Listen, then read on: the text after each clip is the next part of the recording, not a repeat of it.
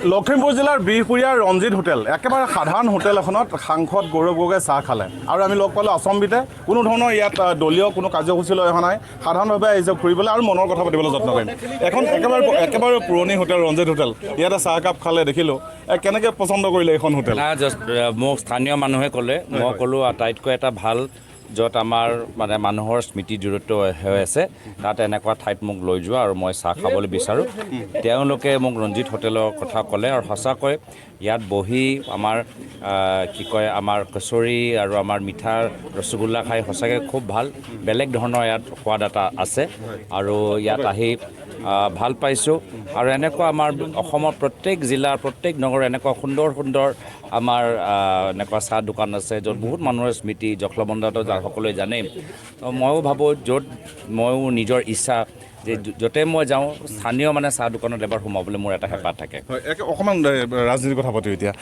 ধৰক ২৬ সমাগত মই পোনপটীয়া প্ৰশ্ন মোৰ এইটোৱে যে কংগ্ৰেছৰ পৰা গৈ বিজেপিত যিসকলে দবদবাই থাকিলে আকৌ দেখিছোঁ কিছু ঘূৰি আহিছে ২৬ত তেওঁলোকৰ প্ৰতি কেনেকুৱা ধৰণৰ ব্যৱস্থা কৰা হ'ব বা তেওঁলোকৰ প্ৰতি কেনেকুৱা ধৰণৰ আচৰণ কংগ্ৰেছে কৰিব বা তেওঁলোকৰ কাৰণে ৰঙা দলিচা পাৰি দিয়া হ'বনে চাওক প্ৰথমে আমাক বুজিব লাগিব যে কিমান পৰিৱৰ্তন হৈছে লোকসভা নিৰ্বাচনৰ আগতে মানুহে আমাৰ দল এৰি বিজেপি দলটোক যোগদান কৰিছে এতিয়া লোকসভা নিৰ্বাচনৰ পিছত গোটেই ভাৰতৰ ঢৌটো দেখা পায় অসমৰ ভিতৰত সেই পৰিৱেশটো বুজি পায় এতিয়া মানুহে এতিয়াৰ পৰা বিজেপি দল এৰি আমাৰ দলটোক যোগদান কৰিছে তো সেইটোৱে পৰৱৰ্তী সময়ত যে ৰাইজে আমাক বিচাৰিছে তাৰে এটা ইংগিত আৰু এতিয়াৰ পৰা মই ৰাইজৰ মুখে মুখে শুনিছোঁ যে অহাবাৰ তেওঁলোকে আমাৰ কংগ্ৰেছৰ নেতৃত্ব চৰকাৰ বিচাৰে যিসকল বিজেপি নেতা আকৌ আহিব মানে কংগ্ৰেছী আছিলে বিজেপিলৈ গ'ল আকৌ কংগ্ৰেছলৈ আহিব তেওঁলোকৰ কাৰণে দুৱাৰ খোলা আছে নে আপোনাৰ মুখত ইয়াৰ পূৰ্বে যে কিছু কাৰণে দুৱাৰ খোলা নাথাকিবও পাৰে চাগে নাই মই সদায় কৈছোঁ যে আমাৰ ব্লক কংগ্ৰেছ জিলা কংগ্ৰেছ অনুমতি লাগিবই আমি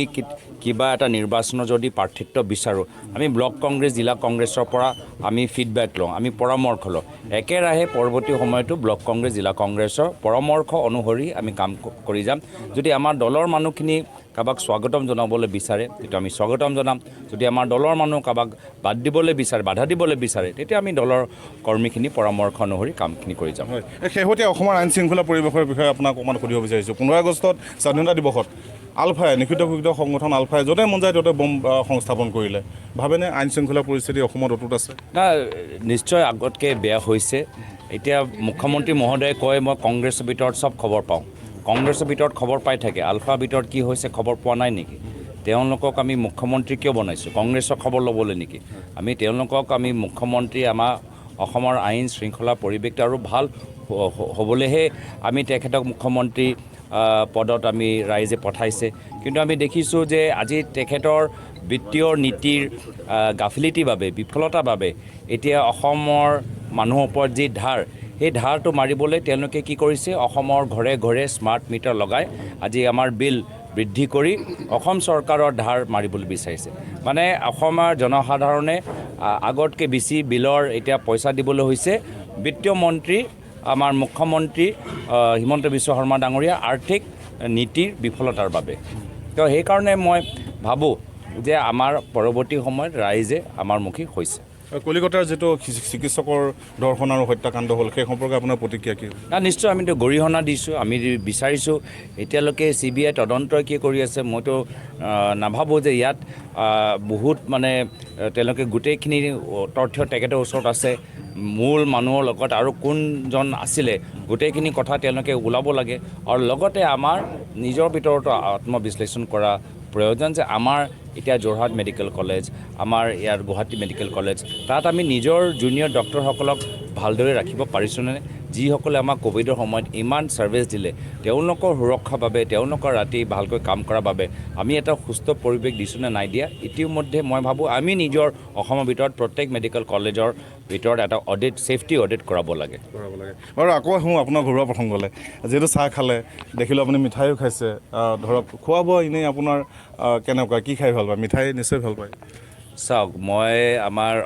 অসমত গোটেই আমাৰ থলুৱা বস্তুবোৰ ভাল পাওঁ অলপ যোৱাকালি মাজুলী আছিলোঁ 3বাৰ মোক ভাত খোৱালে তেওঁলোকে প্ৰত্যেকবাৰ মানে আমাৰ ৰঙা চাউল লগত মানে আমাৰ গাহৰি মাংস আৰু বিভিন্ন ধৰণৰ মাছ এইবোৰ চব দিলে আৰু ইয়াতো আহি এতিয়া দেখিছে কচৰি আৰু আমাৰ ৰসগোল্লা খাই মই খুব ভাল পাইছোঁ সেইকাৰণে